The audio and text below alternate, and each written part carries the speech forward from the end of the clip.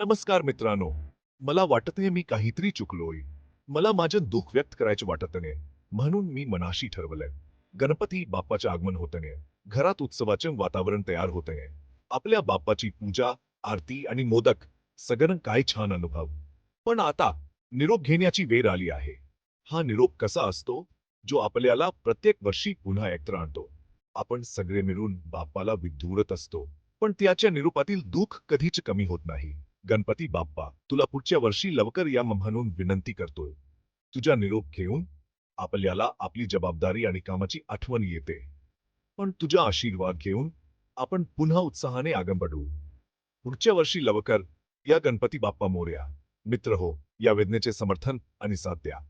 बाप्पा पुढच्या वर्षी लवकर या, हसता हसता गप्पा या. गणपती बाप्पा मोरया.